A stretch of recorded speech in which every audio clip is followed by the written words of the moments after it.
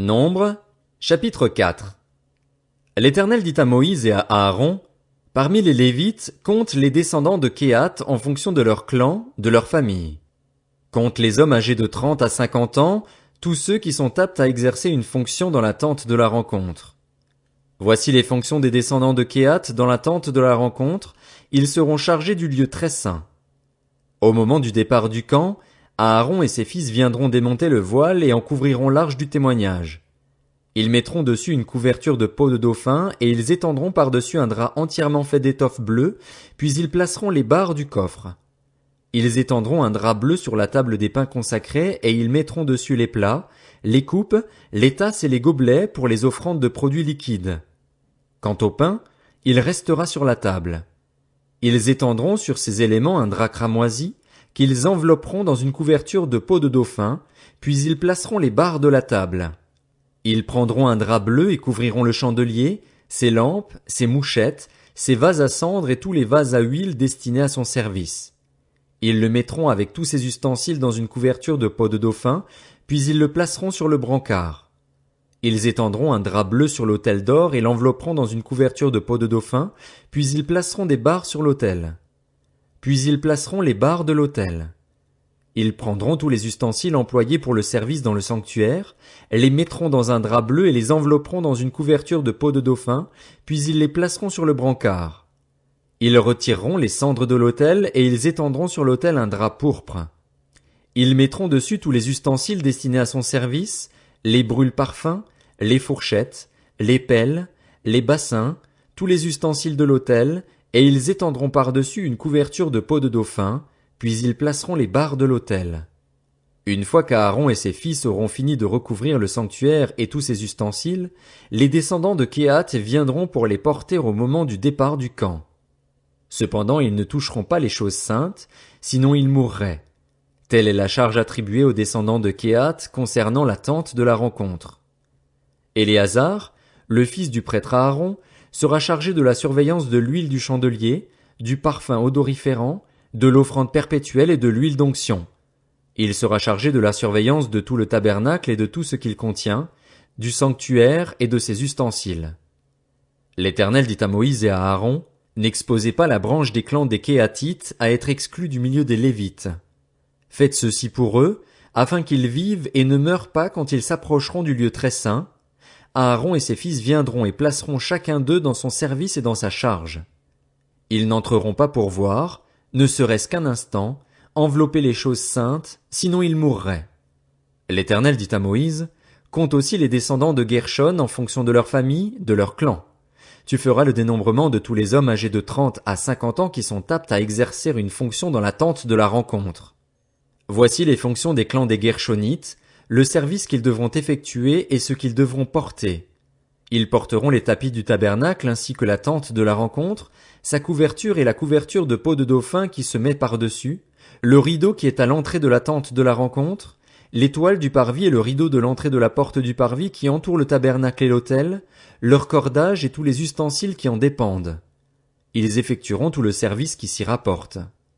Dans leurs fonctions, les descendants des Guershonites seront sous les ordres d'Aaron et de ses fils pour tout ce qu'ils porteront et pour tout le service qu'ils devront effectuer. Vous leur confierez la responsabilité de tout ce qu'ils ont à porter. Telles sont les fonctions des clans issus des Guershonites concernant la tente de la rencontre. Ils exerceront leurs responsabilités sous la direction d'Ithamar, le fils du prêtre Aaron. Tu feras le dénombrement des descendants de Merari en fonction de leur clan, de leur famille. Tu feras le dénombrement de tous les hommes âgés de 30 à 50 ans qui sont aptes à exercer une fonction dans la tente de la rencontre. Voici ce qu'ils ont la responsabilité de porter, suivant toutes leurs fonctions dans la tente de la rencontre, les planches du tabernacle, ses barres, ses colonnes, ses bases, les colonnes du parvis qui forment l'enceinte, leurs bases, leurs pieux, leurs cordages, tous les ustensiles qui en dépendent et tout ce qui est destiné à leur service. Vous désignerez par leur nom les objets qu'ils ont la responsabilité de porter. Telles sont les fonctions des clans issus de Merari, toutes leurs fonctions concernant la tente de la rencontre, ils les exerceront sous la direction d'Ithamar, le fils du prêtre Aaron. Moïse, Aaron et les princes de l'assemblée firent le dénombrement des Kehathites en fonction de leur clan, de leur famille. Ils dénombrèrent tous les hommes âgés de 30 à 50 ans qui étaient aptes à exercer une fonction dans la tente de la rencontre. On dénombra ainsi, en fonction de leur clan, 2750 hommes. Voilà l'effectif des clans des Kéatites, tous ceux qui exerçaient des fonctions dans la tente de la rencontre. Moïse et Aaron firent leur dénombrement conformément à l'ordre que l'Éternel avait donné par l'intermédiaire de Moïse. On dénombra les descendants de Guershon en fonction de leur clan, de leur famille, les hommes âgés de 30 à 50 ans, tous ceux qui étaient aptes à exercer une fonction dans la tente de la rencontre. On dénombra ainsi en fonction de leur clan, de leur famille, 2630 hommes. Voilà l'effectif des clans issus de Guershon, tous ceux qui exerçaient des fonctions dans la tente de la rencontre. Moïse et Aaron firent leur dénombrement conformément à l'ordre de l'Éternel. On dénombra les descendants de Merari en fonction de leur clan, de leur famille, les hommes âgés de 30 à 50 ans, tous ceux qui étaient aptes à exercer une fonction dans la tente de la rencontre. On dénombra ainsi en fonction de leur clan 3200 hommes. Voilà l'effectif des clans issus de Merari. Moïse et Aaron firent leur dénombrement conformément à l'ordre que l'Éternel avait donné par l'intermédiaire de Moïse. Moïse, Aaron et les princes d'Israël dénombrèrent les Lévites en fonction de leur clan, de leur famille, tous les hommes âgés de 30 à 50 ans qui étaient aptes à exercer une fonction et à servir de porteurs dans la tente de la rencontre. On dénombra au total 8580 hommes. On fit leur dénombrement conformément à l'ordre que l'Éternel avait donné par l'intermédiaire de Moïse, en indiquant à chacun le service qu'il devait effectuer et ce qu'il devait porter. On fit leur dénombrement conformément à l'ordre que l'Éternel avait donné à Moïse. Nombre, chapitre 5. L'Éternel dit à Moïse, ordonne aux Israélites de renvoyer du camp tout lépreux et toute personne qui a un écoulement ou est souillée par un mort. Hommes ou femmes, vous les renverrez à l'extérieur du camp, vous les renverrez afin qu'ils ne souillent pas le camp au milieu duquel je demeure. C'est ce que firent les Israélites, ils renvoyèrent ces personnes à l'extérieur du camp, les Israélites agirent comme l'Éternel l'avait ordonné à Moïse. L'Éternel dit à Moïse, transmets ces instructions aux Israélites, lorsqu'un homme ou une femme péchera contre son prochain en commettant une infidélité envers l'Éternel et qu'il se rendra ainsi coupable, il confessera son péché et il restituera l'objet mal acquis dans son intégralité en y ajoutant 1/5. Il le remettra à celui envers qui il s'est rendu coupable. S'il n'y a personne qui ait droit à la restitution de l'objet mal acquis, cet objet revient à l'Éternel, au prêtre, en plus du bélier expiatoire avec lequel on fera l'expiation pour le coupable. Toute part prélevée sur les offrandes consacrées par les Israélites appartiendra aux prêtres à qui elles seront présentées. Ce qu'on aura consacré lui appartiendra, ce qu'on lui aura remis lui appartiendra.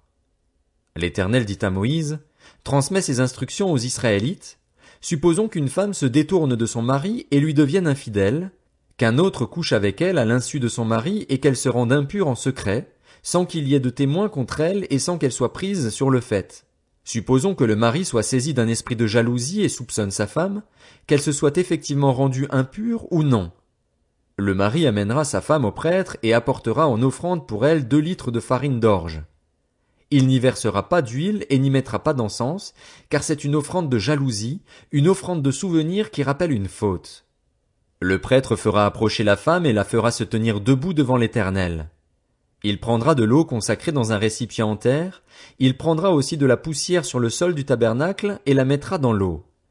Le prêtre fera tenir la femme debout devant l'Éternel.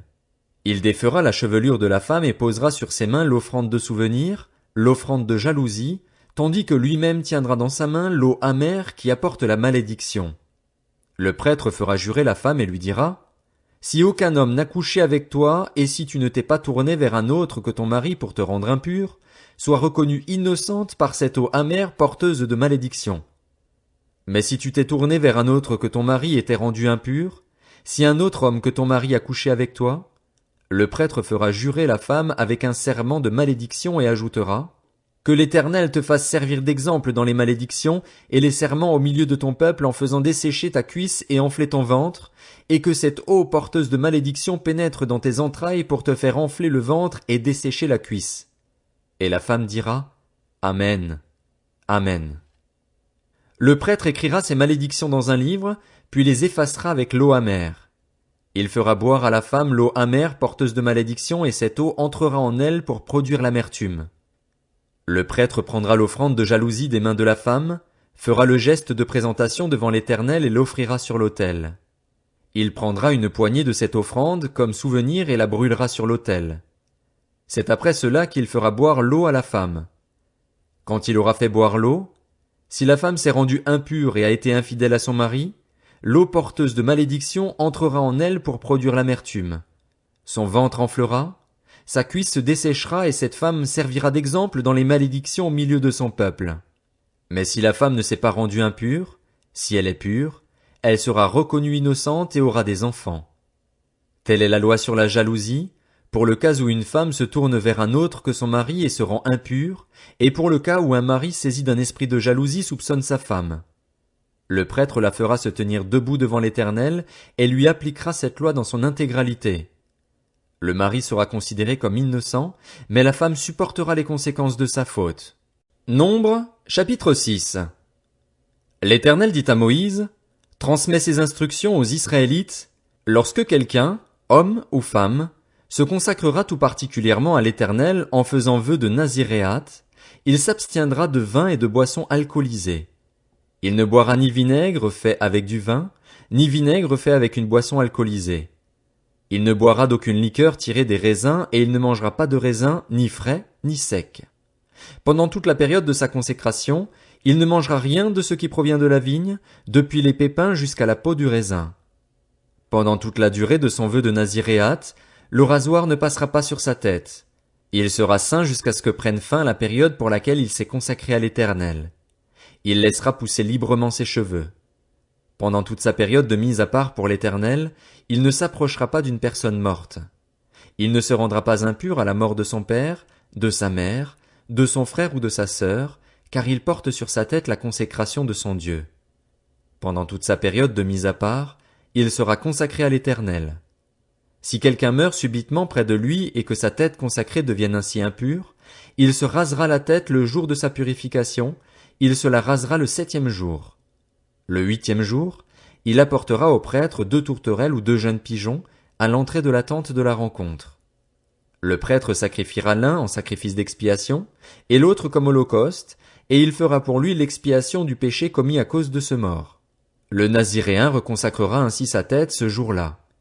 Il consacrera de nouveau à l'Éternel la période de son naziréat, et il offrira un agneau d'1 an en sacrifice de culpabilité. Les jours précédents ne seront pas comptés parce que son naziréat a été rendu impur. Voici la loi relative aux naziréens. Le jour où prendra fin sa période de consécration, on le fera venir à l'entrée de la tente de la rencontre. Il présentera son offrande à l'Éternel, un agneau d'1 an et sans défaut pour l'holocauste, une brebis d'1 an et sans défaut pour le sacrifice d'expiation et un bélier sans défaut pour le sacrifice de communion, une corbeille de pain sans levain, 2 gâteaux de fleurs de farine pétris à l'huile et 2 galettes sans levain arrosées d'huile, avec l'offrande végétale et les offrandes liquides qui les accompagnent. Le prêtre présentera ces éléments devant l'Éternel et il offrira sa victime expiatoire et son holocauste. Il offrira le bélier en sacrifice de communion à l'Éternel, en plus de la corbeille de pain sans levain, avec l'offrande végétale et l'offrande liquide qui l'accompagnent. Le naziréen rasera sa tête consacrée à l'entrée de la tente de la rencontre. Il prendra les cheveux de sa tête consacrée et les mettra sur le feu qui brûle sous le sacrifice de communion. Le prêtre prendra la cuisse cuite du bélier, un gâteau sans levain de la corbeille et une galette sans levain. Il les posera sur les mains du naziréen une fois que celui-ci aura rasé sa tête consacrée. Le prêtre fera pour eux le geste de présentation devant l'Éternel. C'est une chose sainte qui appartient au prêtre, avec la poitrine qu'on a présentée et la cuisse prélevée. Ensuite, le naziréen pourra boire du vin. Telle est la loi pour celui qui fait vœu de naziréat. Telle est son offrande à l'Éternel pour son naziréat, en plus de ce que lui permettront ses ressources. Il accomplira ce qui est ordonné pour le vœu qu'il a fait conformément à la loi de son naziréat. L'Éternel dit à Moïse, « Transmets ces instructions à Aaron et à ses fils. Voici comment vous bénirez les Israélites. Vous leur direz, « Que l'Éternel te bénisse et te garde. Que l'Éternel fasse briller son visage sur toi et t'accorde sa grâce. Que l'Éternel se tourne vers toi et te donne la paix. C'est ainsi qu'ils mettront mon nom sur les Israélites et je les bénirai. »